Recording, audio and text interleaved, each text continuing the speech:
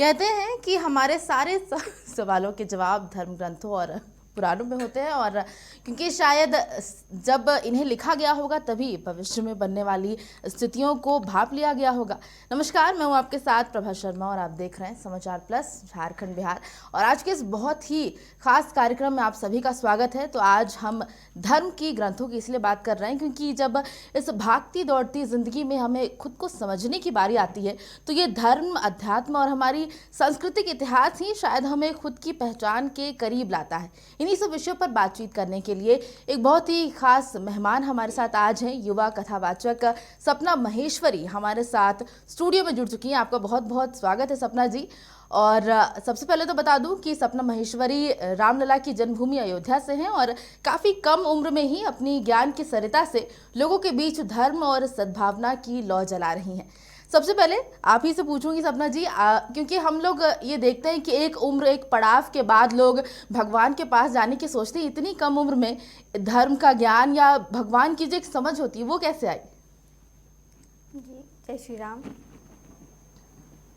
अभी का जो जनरेशन है वो कहीं ना कहीं बहुत इस भागा दौड़ी के जीवन में कहीं ना कहीं बहुत आगे पहुंचना चाहता है। अध्यात्म से लोग कम ही जुड़ रहे हैं और मेरी बचपन से ही मेरा जो जीवन है वो अध्यात्म से जुड़ा पड़ा है, क्योंकि हम लोग ब्राह्मण कुल में पैदा लिए हैं और हर एक सनातन में ऐसा चलते आ रहा है। हम लोग सुंदरकांड पढ़ते आए हैं, अध्यात्म से जुड़ते आए हैं, भजन संकीर्तन में जुड़ते आए हैं। तो मेरी एक जो चेष्टा थी, जो मेरा मन था, वो एक तरह से मेरे धर्म के ही प्रति गया। मुझे किसी और दिशा में जाने का वो ऐसा अवसर ही नहीं मिला कि मैं किसी और के बारे में सोच सकूं। तो मेरा जीवन रामलला से, मेरे श्री कृष्ण से ही वो जुड़ते चला गया।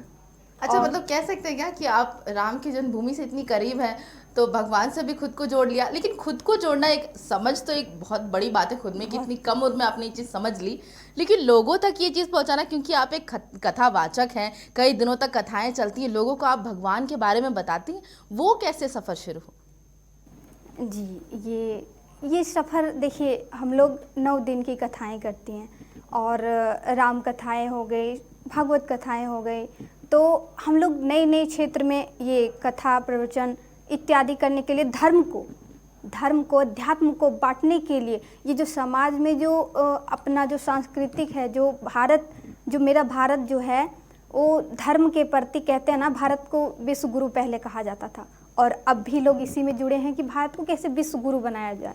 क्योंकि हमको यहाँ तक लगता है कि अब थोड़ा थोड़ा सा इसमें से थोड़ी सी कमियाँ आने लगी है कि लोग अध्यात्म, देखिए कहते हैं ना कि लोग धर्म को मानते हैं लेकिन उनको पहले जानना चाहते हैं, क्योंकि मानते तो हैं लेकिन उनको मानना नहीं चाहते हैं। भगवान को कहते हैं कि हाँ भगवान है, लेकिन है इस रूप में वो नहीं जानते हैं कि भगवान को वो लोग एक कहते हैं ना कि मतलब भगवान को कि पहले इस्तेमाल करो फिर विश्वास करो। भगवान को इस टाइप में कि भगवान को, मेरा भगवान नहीं सुनेगा तो मतलब भगवान नहीं है, लेकिन भगवान है, कहीं ना कहीं भगवान है। तो मतलब जिस हम ईश्वर की बात कर रहे हैं या शक्ति की बात कर रहे हैं, जिससे हम लोग कहीं ना कहीं सभी लोग जुड़े हुए हैं, वो क्या है, उसको कैसे समझाएंगे? देखिए, ये जुड़ाव जो होता है वो आध्यात्मिक रूप से होता है, क्योंकि कहते हैं ना कि हम नॉर्मल लाइफ, देखिए मैं कोई एक बहुत मतलब साध्वी या फिर कोई बाबा या देवी कुछ नहीं, मैं आप ही लोग की तरह से एक नॉर्मल व्यक्ति हूँ। मैं नॉर्मल जीवन जीती हूँ और ये मतलब जैसे आजकल के लोग जीते हैं, मेरे भी दोस्त हैं, मेरे भी परिवार है, सब कुछ है, मैं भी नॉर्मल जीवन को जीती हूँ और मैं कथाएँ भी करती हूँ। तो कहते हैं ना, अध्यात्म से जुड़ने के लिए सबसे बेहतर ये नहीं है कि आप एक साध्वी बन जाओ तो अध्यात्म से जुड़ सकते, क्योंकि मैं जिस उम्र में हूँ, आजकल के लोग, लड़कियां मतलब अलग अलग क्षेत्र में जाना पसंद करती हैं, अध्यात्म से कम जुड़ना चाहती हैं। लेकिन कहते हैं ना कि अध्यात्म से जुड़ने के लिए उनको मतलब ऐसा नहीं है कि मतलब साध्वी ही बनना पड़ेगा, वो नॉर्मल, वो घर में भी रह के वो अध्यात्म से जुड़ सकते हैं। इसका सही तरीका है भक्ति। आप भक्ति के मार्ग पे जा सकते हैं। भक्ति यानी कि आप, इसका भी उदाहरण है कि आप व्यायाम कीजिए, आप गीता पढ़िए, आप रामायण पढ़िए, क्योंकि कहते हैं ना कि रामायण 7 कांड है, उसमें से एक बहुत अच्छा, रामायण का सबसे एक लास्ट कांड है उत्तरकांड। व्यक्ति के जीवन में भी इतने उतार चढ़ाव आ रहे हैं, है ना, कि व्यक्ति अगर उत्तरकांड पढ़ लेना, उत्तरकांड में जीवन का ऐसा कोई भी संकट नहीं है या विपत्ति, ऐसा कुछ भी नहीं है कि जिससे उसका निवारण ना हो सके। उत्तरकांड में हमारे जीवन के हर एक चीज के बारे में बताया गया कि इसका हम सोल्यूशन कैसे कर सकते हैं। भागवत गीता, आप भागवत गीता को पढ़िए, आप अध्यात्म की तरफ से जुड़िए, आप अध्यात्म में जुड़िएगा। हमारे इतने वेद पुराण, 4 वेद, 18 पुराण, अनेकों उपग्रंथ, शास्त्र, और सबसे बेहतरीन गीता है। आप गीता को रेगुलर पढ़िए तो आप खुद ब खुद अध्यात्म से जुड़िएगा। मैं नहीं कहती कि आप वैराग्य ले लीजिए या फिर मैं कर सकती हूँ, तो हर कोई कर सकता है इस चीज़ को। बिल्कुल, और इसलिए मैंने शुरुआत भी इसी से की थी कि हमारे जो धर्म ग्रंथ हैं या पुराण की बात करते हैं, मुझे लगता है कि हमारे जीवन में जितने भी सवाल आते हैं, मुश्किलें आती हैं, उन सभी का जवाब इसमें मिल जाता है। जी, जी, अच्छा, आपने भक्ति की बात की, तो भक्ति का एक बहुत ही सुंदर रूप होता है जो हम भजन या गीत करते हैं, उससे हम भगवान के करीब खुद को पाते हैं। और आप भी अपनी कथाओं के दौरान काफ़ी भजन और गीत गाती हैं। यहाँ पर भी हम चाहेंगे कि दर्शकों को भी आप कुछ ऐसा भजन सुनाएं। देखिए ना, अभी कहते हैं ना कि जो मन होता है ना, बड़ा पापी होता है कि नहीं? मन बहुत पापी होता है। ये मन जहाँ कहता है, क्योंकि देखिए हम और आप है ना, हम लोग अपने मन के अनुसार से चलते हैं। अपने मन के अनुसार ऐसा नहीं होना चाहिए अभी के जीवन में कि हम अपने मन से चले, अपने मन को ऐसे लाए ना कि मन मेरे अनुसार से चले। तो इसके लिए मैं बहुत छोटा सा सुंदर सा एक भजन है, क्या कहते हैं उसको भजन में, बहुत प्यार से मैं समझाना चाहूँगी इस भजन को। ओ पापी मन कर ले भजन, ओ पापी मन कर ले भजन, मौका मिला है। क्योंकि मौका मिला है, मौका यानी 84 लाख योनियों में भटकने के बाद एक मनुष्य का तन पाया है। मनुष्य का तन कहते हैं ना, रामचरितमानस में एक चौपाई है, बहुत सुंदर चौपाई है कि बड़े भाग्य मानुष तन पावा। और ये मनुष्य का जीवन पाके और हम भजन ना किए, हम भगवान को नहीं जाने, हम अध्यात्म से और धर्म से नहीं जुड़े, तो फिर क्या फ़ायदा। तो इसीलिए मैं इस भजन को कहती हूँ कि ओ पापी मन कर ले भजन, मौका मिला है कर ले जतन, बाद में प्यारे पछताएगा जब पिंजरा से पंछी निकल जाएगा, जब पिंजरा से पंछी निकल जाएगा। बहुत सुंदर, बहुत सुंदर। मतलब अभी को लेकर के कह रहे हैं, जो नया जनरेशन जो चल रहा है, अपडेट हो रहा है, उससे जोड़कर मुझे लगता है कहीं ना कहीं आपने समझाने की कोशिश की। मैं ये कलयुग है, मैं आज की कथा कहती हूँ मैं, क्योंकि देखिए हम कथावाचक जो हैं वो, अगर हम सारे शास्त्र से ही और सारे श्लोक, क्योंकि ग्रंथ जो हैं हमारे वो श्लोक से मतलब संस्कृत से लिखा हुआ वर्णित है, लेकिन हम लोग उसको आज में जोड़ के हम लोग व्यक्ति, युवा लोग को, जैसे मेरा काम है, मैं युवा लोग को मतलब ऐसा, मतलब कहते हैं ना कि कोई कहानी सुनता है तो थोड़ा इंटरेस्टिंग होता है तो वो सुनना चाहता है। अभी के डेट में लोग मोबाइल को ज़्यादा महत्व देते हैं, है कि नहीं? तो मोबाइल से ही आप अध्यात्म को ऐसे सरल तरीके से जोड़िए, क्योंकि राम कथा है, रामचरितमानस है, श्रीमद् भागवत महापुराण है। आप उस किताब को, उस ग्रंथ को आप इतने सरल तरीके से जोड़िए कि हर एक बच्चा भी उसको सरल तरीके से पढ़ ले और अध्यात्म से जुड़ जाए। बिल्कुल, किताबी ज्ञान भी लेनी चाहिए, लेकिन मैं ये नहीं कहती कि किताबी ज्ञान नहीं लेना, किताबी ज्ञान भी, लेकिन एक्स्ट्रा में आप लोग को धर्म से जुड़ना ही चाहिए, क्योंकि हमारा सनातन धर्म जो है बहुत पीछे छूटता जा रहा है। और हम सब युवाओं को एकजुट होना चाहिए, इस चीज़ को हमें जानना चाहिए कि हम अपने मेरा जो भारत है उसमें हम अपने धर्म को कैसे एकजुट करें, कैसे एक साथ अपने आप को, क्योंकि देखिए करप्शन और बहुत सारे हैं जो अभी के डेट में बढ़ रहे हैं, लेकिन धर्म को लोग बहुत पीछे छोड़ते जा रहे हैं। धर्म एक जिंदगी, किसी इंसान की जिंदगी में कितना महत्व रखना चाहिए, रखता है। धर्म का ही तो महत्व है, क्योंकि कहते हैं ना कि धर्म क्या है, धर्म आपका कर्म है, ठीक है, कर्म यानी आपका कर्मा है, ठीक है। भगवान, बहुत कोई लोग कहते हैं कि भगवान नहीं होते। देखिए अमेरिका के भी जो लोग हैं ना वो कर्म पे ही डिपेंडेड है। उन लोग भी जानते हैं कि देखिए, मान लीजिए मैं एक उदाहरण देना चाहती हूँ कि अगर हम किसी काम करते हैं, कुछ नए काम में अपने जीवन को लगा रहे हैं, किसी काम को लगा रहे हैं और हम काम को लगाते हैं और हम अपने ईश्वर से कहते हैं कि हे प्रभु आपका साथ हुआ तो सब भला होगा, मैं अपना कर्म कर रही हूँ, आप अपने कर्म कीजिए। आप किसी काम को करके आते हो, उसके बाद भगवान को कहते हो कि भगवान अब जो है मर्जी आपकी। और जो धर्म को नहीं मानते, जिनको लगता है कि भगवान नहीं है, उनके पास कोई उदाहरण नहीं हो जाता है। वो जिंदगी में आगे बढ़ते किसी काम को करते हैं, उसके बाद वो फेल हो जाते हैं, तो वो किसी को दोषी नहीं देते हैं, उनको लगता है कि कुछ था ही नहीं मेरे जीवन में। लेकिन जो धर्म को मानते हैं उनके साथ कभी गलत नहीं होता कि मैंने प्रभु अपना काम कर दिया, अब बाकी आपन काज संहारो आप ही। अच्छा, आप यहाँ पर इतने लोगों से मिलती हैं, अलग अलग जगह जाती हैं, जो कथाएं करती हैं, तो मुझे लगता है कई लोगों से जब मिलती हैं ऐसा लगता हो कि अभी भी अगर हम अपडेट हुए हैं, टेक्नोलॉजी आई, लेकिन फिर भी जब एक उम्मीद की बात होती है तो लोग अभी भी भगवान की तरफ देखते हैं। बहुत सारे ऐसे लोग होते हैं जो शायद मुश्किल होती है लेकिन फिर भी एक उम्मीद के साथ आते हैं वहाँ पर कि शायद हम भगवान के करीब जाएँ, उनसे कुछ प्रार्थनाएँ करें तो शायद वो जो मुश्किल है वो हल हो जाए। तो क्या वाकई उस समस्याओं का हल मिलता है? जी ज़रूर मिलता है। मैं बहुत सारी जगहें पे कथाएं करने को गई हूँ और अभी भी जाते हुए मेरा अगला कथा भी है, 26 तारीख से कथा है, झारखंड में ही है। तो वहाँ पे क्या होता है कि लोगों को देखिए, लोगों को लगता है ना कि प्रभु के साथ अगर आएँ तो शायद कहीं ना कहीं लोग, देखिए अभी लोग तीर्थ जाते हैं और जैसे कि काशी विश्वनाथ हो गया है, वृंदावन हो गया, बांके बिहारी, उन लोग वहाँ पे प्रभु से जाते हैं कि प्रभु आप मुझे पकड़ो, कहीं ना कहीं मैं टूट रही हूँ, कहीं ना कहीं मैं छूट रही हूँ, आप मुझे पकड़ो, आप मेरा सहारा बनो प्रभु। तो ये, और हम लोग भी जब कथाएं करने जाते हैं तो हम लोग नई नई जगह पे कथाएं करने जाते हैं तो लोगों को उस भाव से अपनी ओर खींचते हैं कि प्रभु कहीं ना कहीं है, आप सब में ही बैठे हैं, तो प्रभु कहीं ना कहीं है। मैं लोगों को उत्साहित करती हूँ और सच में प्रभु हैं, प्रभु हैं, बस मानने की देर है। उनको जानिए मत, उनको मानिए। जिस दिन से आपने अगर प्रभु को मान लिया, उस दिन से जानने की आवश्यकता नहीं होगी आपको। बिल्कुल।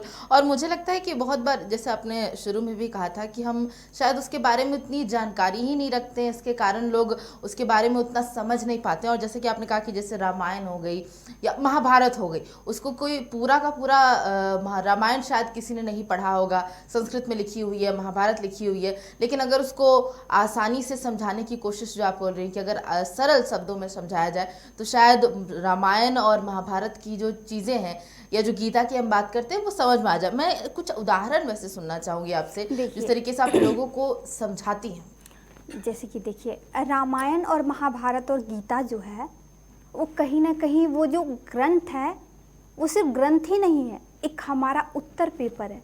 कहते हैं ना, क्वेश्चन जिंदगी से होती है, उत्तर हमें ग्रंथों से मिलती है। तो एक हमारा ये उत्तर है जीवन का कि हमें, जैसे कि महाभारत हुई, पांडवों और कौरवों के बीच में युद्ध हुई, ऐसे तो वो सब जिंदगी से, जैसे कि राम और रामायण की बात करें तो को मर्यादा पुरुषोत्तम जो राम है, वो देखिए रामायण जो है, राम कथा जो है, रामचरित्र जो मानस है, वो सिर्फ कथा को आप कथा के रूप में मत लीजिए, उसको आज के जीवन में आप अपडेट कीजिए कि वो राम कथा कह क्या रही है। मैं इस चीज़ को लोगों को बताती हूँ कि आप सिर्फ ये मत सोचिए कि मैं आपको कोई ग्रंथ सुना रही हूँ या मैं आपको कोई कहानी सुना रही हूँ। आप इस चीज़ पे ध्यान दीजिए। मैं जब भी कोई भजन गाती हूँ या फिर कोई कथा करती हूँ तो मैं लोगों को ये नहीं कहती कि मैं कथा कह रही हूँ, मैं ये कहती हूँ कि मैं आप लोगों को बता रही हूँ कि राम कथा से हमें क्या सीख मिलती है। क्योंकि 9 दिन, क्योंकि होता है ना कि लोग जब किसी को मतलब तबीयत ख़राब हो गई तो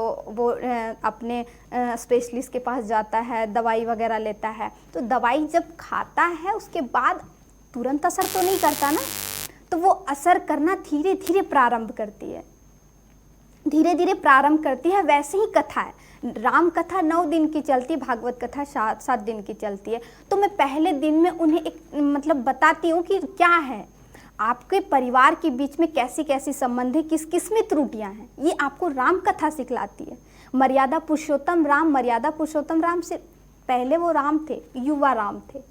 वो जब घर में थे, जब वो वनवास नहीं गए थे तो वो सिर्फ राम थे, लेकिन जब वो 14 वर्ष के वनवास को काटे तो वो मर्यादा पुरुषोत्तम भगवान श्री राम बन के आए, क्योंकि उनका पहले दूसरे दिन राज अभिषेक होना था, उनका दूसरे दिन राज होना था, लेकिन उसको उनको रात में ही पता चल गया कि मुझे कल सुबह वनवास को जाना है। तो उन्होंने अपना मातृ पितृ भक्त को अपनाया और पिता के एक वचन को लेकर वो वनवास को चल गए। कहते हैं ये मर्यादा पुरुषोत्तम राम है। मर्यादा पुरुषोत्तम राम को ना उनके राज अभिषेक से खुशी थी और ना ही उनको वनवास मिला, उनसे वो दुखी हुए। क्योंकि आज के जनरेशन में आप किसी को वनवास भेजते हो ना कि अब बेटा आप वनवास, मतलब अभी के डेट में कि आप किसी को वनवास भेजते हो तो वो तो वनवास चला गया, पता चलेगा कि 2 शादियां करके घर आ गया है, शादियां करके आगे माता पिता भी बदल लिए हैं। तो अब ये सब चीज़ें थोड़ी कम देखने को मिल रही है कि यही बताता है हमें मर्यादा पुरुषोत्तम जो राम हैं, उनकी जो कथाएं हैं, उनकी जो कहानी है, उस चीज़ को मैं बहुत नॉर्मल तरीके से लोगों में थोड़ा प्रवाहित करती हूँ। मैं नहीं कहती हूँ कि मेरे अंदर बहुत ज्ञान है, बहुत छोटी सी ज्ञान की सीमा, मतलब मैं शून्य कहूँगी कि मेरे में शून्य सी ज्ञान की सीमाएं हैं, लेकिन मैं लोगों में एक, मुझे लगता है कि लोग कैसे कैसे समझ सकते हैं, क्योंकि अभी सुविधाएं बदल चुकी है, अभी थोड़ा डिजिटल लाइफ चलने लगा है, तो लोग सोशल मीडिया से भी सुनते हैं, कथाएं में लोग कम आते हैं। लेकिन मैं कहूँगी कि थोड़ा कथाएं में लोगों को आनी चाहिए, लोगों को पता चले कि कथाएं क्या होती है, उस चीज़ में क्या गुण है, उस गुण को आप लीजिए। राम कथा है तो राम कथा हमें सिखलाती है कि भाई से भाई का संबंध कैसा होना चाहिए। और लेकिन एक वो तो मित्र मतलब सतयुग की बात थी, अभी कलयुग है, ये संभव तो है अभी? क्यों नहीं, जरूर संभव ही है, क्योंकि कहते हैं ना कि प्रभुता जो आ जाती है ना लोगों में तो अहंकार आ जाता है। तो कहते हैं ना, एक बहुत सुंदर सा इसमें रामायण में मैं कहती हूँ कि जब लंका में जब सीता जी का हरण हुआ था, तो भगवान श्री राम थे, वो तो अब सर्वस्त्र हैं, शक्तिशाली चतुर्भुजी रूप हैं हमारे राम। क्या वो चाहते तो क्या रावण को, वो उनकी लंका को खुद आग नहीं लगा सकते थे? सब कुछ था, लेकिन वो अपने जीवन, वो मतलब कहते हैं ना, एक साधारण व्यक्ति जैसे हम और आप हैं, आज के जीवन में जो नया युवा पीढ़ी जो है वो उस रूप में एक नया रूप में सोचिए, उनके पास, उन्होंने कभी भाला का यूज़ नहीं किया, तीर धनुष भले ही उनके पास रहता था, लेकिन उन्होंने उसकी ज़रूरत, बहुत अधिक ज़रूरत पड़ने के बाद ही उन्होंने किया। लेकिन हम और आप अगर देखिए, आज के युवा पीढ़ी के खून थोड़ी गर्म बहुत ज़्यादा हो जाती है किसी भी बात पे, तो अभी कहीं अगर किसी ने एक थप्पड़ मारी तो वो 10 उल्टा दे देता है। लेकिन मर्यादा पुरुषोत्तम वैसे नहीं थे। जब सीता जी का हरण हुआ तो उन्होंने मतलब सावधानी, मतलब समाधान का उन्होंने सोचा, और चाहते तो उनके मामा घर ही थे, रायपुर में, लंका में था ना, तो रायपुर में वो चाहते तो मामा से बड़े उनके मतलब पूर्वज लोग थे, वो चाहते तो ऐसे ही सीता को छुड़ा लेते, लेकिन नहीं, वो नॉर्मल व्यक्ति के सहारे, जैसे वानरों और इत्यादि नॉर्मल माता शबरी का आशीर्वाद लिया, वानरों के साथ उन्होंने जाके लंका को जलाया और सीता जी को बचा के लाया। और उन्होंने कहा कि आपके कारण मैं रामों मारा, वानरों आपके ही कारण मैंने राम जी को मारा, वरना मेरे में ऐसी कोई बात नहीं है। तो ये है ना राम जी, उनके अंदर सर्वस्व शक्ति थी, फिर भी उन्होंने स्वीकार नहीं किया कि मैं अकेले खुद इस काम को, उन्होंने श्रेष्ठता, वो भी उपाधि किसी और को दे दी कि आपके कारण ही मैंने सीता जी को लाया और मैंने लंका को जलाया, रावण का संहार किया। तो ऐसे लोगों में होनी चाहिए, अहंकार नहीं आनी चाहिए। प्रभुता तो सबके पास आ जाती है, लेकिन अहंकार उस बीच में आ जाते हैं, फिर आपकी प्रभुता कोई काम की नहीं है। अच्छा, यहाँ पर जैसे आप बोल रहे हैं कि आपकी कोशिश भी रहती है कि लोग ज़्यादा से ज़्यादा धर्म के बारे में जानें, उसके करीब जाएं, लेकिन अब हम लोग कलयुग से भ्रष्ट युग भी आएगा, तो उसके बाद तो लोग और भी ज़्यादा धर्म और भगवान से दूर चले जाएंगे। क्या कहेंगे इसको लेकर, कैसे सोचती हैं इसको? देखिए कलयुग 4,38,000 वर्ष का है, ठीक है। अभी तो कुछ 5,000 वर्ष ही इसके 4-5 हज़ार, हाँ 4-5 हज़ार से कुछ करीब ही इसका मतलब अभी हुआ है। तो कलयुग अभी छोटा सा है, दूध मुहा बच्चा, तो इसकी अभी ही हमें देखने को मिल रही है कि कैसे कैसे हो रही है। वही तो, क्योंकि कलयुग आया नहीं है, इसको लाया गया है। अभी के जनरेशन में ऐसे घटनाएं ही हो रही है कि क्या करें, कलयुग का प्रभाव ही ऐसा पड़ गया। लेकिन कहते हैं ना कि कलयुग, कलयुग में मतलब पहले जब वेद व्यास जी भागवत जी के जब कह रहे थे तो उन्होंने कहा कि कलयुग का प्रभाव बहुत भारी है, ठीक है, लेकिन कलयुग में एक चीज़ बहुत सरल है, कलयुग केवल नाम आधारा। कलयुग में देखिए, सतयुग में तो पहले तपस्या करना पड़ता था, तब जाके हमें भगवान की दर्शन, कई हजारों वर्ष तक तपस्या ऋषि मुनि लोग करते थे तो भगवान की दर्शन करते थे। लेकिन कलयुग, यहाँ पे एकदम स्पष्ट रूप से भागवत में लिखा गया है कि कलयुग केवल नाम आधारा, ठीक है। कलयुग में आप केवल भगवान का, मतलब ऐसे कहते हैं ना कि आप अपने मन से निजमन से, निजमन यानी मन एक अलग होता है, निजमन यानी मन के अंदर भीतर, अपने भीतर से आप भगवान को कर पुकारोगे, केवल आप पापी से पापी भी क्यों ना हो, पापी से भी पापी क्यों ना हो, आप धर्मात्मा भी क्यों ना, लेकिन अगर आपने मन से उनको पुकारा ना तो प्रभु आपका सहायता आपके पास जरूर आएंगे। तो बस ये कहते हैं ना कि कलयुग केवल, बस लोगों को थोड़ी सी जागरूक होनी है, लोगों को थोड़ी सी जागरूक होनी है, इस चीज़ में आना है कि प्रभु इतने सरल तरीके से मिल रहे हैं तो प्रभु को हम पाएं कैसे, इस चीज़ को जानना बहुत अति आवश्यक है। और अभी जिस तरीके से उनके समय में लोग भाग रहे हैं कि एक कुछ गोल है या ऑफिस जाना है, उसी में बिजी रहते हैं, तो ऐसा लगता है कि कैसे इंसान समय निकाले, या फिर जैसे जो भक्ति की आप बात कर रहे हैं या भगवान के एक उनसे रिश्ता और मजबूत करने की बात करिए, तो वो कैसे हो सकता है? देखिए, कहते हैं ना कि मतलब भक्ति और आध्यात्मिक जो है दोनों अलग अलग रूप से है, ठीक है। क्योंकि देखिए जो हमारे गौतम बुद्ध थे, ठीक है, उन्होंने अपनी पत्नी लोग का परित्याग करके वो चले गए, ठीक है, वनवास चले गए, और उन्होंने परित्याग कर दिया, उन्होंने चल गया, तपस्या वगैरह करी और भगवान को और जब वो घर आए, घर को लौटे, तो उनकी पत्नी ने एक बहुत सुंदर सी बात पूछी थी कि आप जो पाने के लिए घर से निकले थे तो आपको मिला? तो वो सुंदर जवाब दिए कि हाँ मुझे मिला। तो उनकी पत्नी ने फिर एक बार पूछा कि आपको क्या मतलब गृहस्थ छोड़ के ही मिल सकता था? तो इस पे वो बहुत विचार करने लगे कि ये घर पे भी हो सकता है ना, क्योंकि देखिए हम आज के जीवन जो है बोले तो डिजिटल इंडिया हो गया है, क्योंकि लोग अभी ऑफिस के काम में लगे हैं और नई नई जगह पे जुड़ रहे हैं, लोग अभी व्यस्त हो गए। इस भागा दौड़ी के जीवन में थोड़ा अपने आप को भी लोग कम ही समय दे पाते, तो भगवान को क्या कहें। तो है ना कि मतलब अभी की भागा दौड़ी में भी आप अपने, जैसे कहते हैं ना, अध्यात्म से जुड़िए, ठीक है, अध्यात्म से जुड़िए, और अध्यात्म से जुड़ने के लिए आपको धर्म की ओर थोड़ी सी करवट लेनी पड़ेगी। उसके लिए क्या, साधारण सी, मैं पहले भी आपको जब आपने शुरुआत की थी तो मैं उस समय भी आपको बताई थी यही कि अध्यात्म से जुड़िए। अध्यात्म से जुड़ने के लिए सबसे बढ़िया सरल तरीका है कि व्यायाम कीजिए, अपने आप को थोड़ा समय दीजिए, 2 मिनट 10 मिनट, कम से कम मैं तो कहूँगी 10 ही मिनट आप अपने आप को, अगर डेली के दिनचर्या में आप अगर 10 मिनट ही खुद को समय दे रहे हैं तो वो 10 मिनट आपके 20 मिनट में चले जाएंगे, 20 से 30 मिनट आप धीरे धीरे आप संसारिक जीवन को भी जिए। मैं ये नहीं कहती कि आप संसारिक जीवन को त्याग दें, मैं ये कहती हूँ कि संसारिक जीवन में होते हुए भी आप अध्यात्म से जुड़ सकते हो। आप इतनी कम उम्र में धर्म ग्रंथों की अब कह सकते हैं कि उसके बारे में जान रही हैं, उसे पढ़ रही हैं, लोगों को उसके बारे में सुना रही हैं। छोटा सा सवाल रहेगा कि आप जैसे योगा की बात कर रही हैं, योग की बात कर रही हैं, आप इसके लिए क्या करती हैं?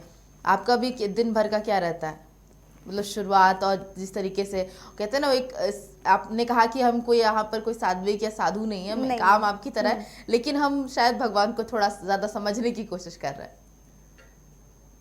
देखिए, मैं तो बहुत छोटी हूँ, मतलब कहिए तो आजकल के जो भी हमारे मतलब बड़े बड़े कथावाचक जो हैं, उनकी मेरी ज्ञान मैंने पहले ही कहा, मेरी ज्ञान शून्य है। पता नहीं प्रभु की कृपा मेरे जैसे मूर्ख पे कैसे हो गई कि मैं इस काबिल बन गई कि मैं उनके बारे में, भगवान के बारे में कौन कह सकता है बताइए। माँ की व्याख्या और प्रभु की व्याख्या करना बहुत कठिन है, क्योंकि भगवान को मतलब हम एक शब्द के रूप में कैसे प्रकट कर सकते हैं। लेकिन फिर भी देखिए, एक विश्वास होता है ना कि भले का संग हो तो हर कुछ भला ही भला होता है, क्योंकि मेरा आस्था जो है वो प्रभु से मतलब इतनी अधिक जुड़ गई है ना कि मेरा खुद ब खुद मतलब मेरा मन ही उसमें बहुत ज़्यादा ही जुड़ चुका है। अच्छा, हम लोग बातचीत का थोड़ा आखिरी पड़ाव पर आ गए, समय थोड़ा कम है। अच्छा मैं जी। चाहती हूँ कि भजन के साथ इसका हम खत्म करें इसे। जी जी जी। कहते हैं ना कि मेरा आपकी कृपा से सब काम हो रहा है, करती नहीं मैं कुछ भी, मेरा नाम हो रहा है, मेरा आपकी कृपा से सब काम हो रहा है। बहुत सुंदर, बहुत सुंदर। मुझे लगता है कि सिर्फ समझ ही नहीं है और आपकी आवाज़ में भी वो चीज़ दिखती है। इतनी सुंदर आवाज़ है आपकी कि आप, मुझे लगता है कि इसलिए भी शायद लोग आपको सुनना चाहते होंगे, और भगवान को सुनने का इससे अच्छा और माध्यम कुछ नहीं हो सकता है। आपके साथ आज हम जुड़े, बहुत बहुत शुक्रिया हमारे साथ जुड़ने के लिए सपना महेश्वरी जी। तो आज एक बहुत ही विशेष कार्यक्रम यहाँ पर हमने बातचीत की सपना जी से, जो कि एक कथावाचक है, काफ़ी युवा कथावाचक है, और उनसे बातचीत के ज़रिए ये हमने समझ लिया कि यहाँ पर धर्म को समझने की, भगवान को समझने की कोई एक उम्र नहीं होती है, जब भी आप चाहें। और इसके लिए कोई बहाना भी नहीं हो सकता है कि हम इस तरीके से बिजी हैं या ये काम है वो काम है। बस आपको समझने की ज़रूरत है, और एक कहते हैं ना दृढ़ निश्चय हम करते हैं, अगर हम काम करने के लिए करते हैं जिस तरीके से, अगर हम अपने धर्म को भी समझने के लिए उसी तरीके से एक पैशन जो हम कहते हैं उसको फॉलो करें, तो मुझे लगता है कि सपना भी उसके लिए एक बहुत अच्छा उदाहरण है। आज की इस बातचीत में आपको भी बहुत कुछ मुझे लगता है समझ में आया होगा, और ऐसी बातचीत हम लेकर आते रहेंगे। आज के इस कार्यक्रम में बस इतना ही, मुझे दीजिए इजाज़त, नमस्कार।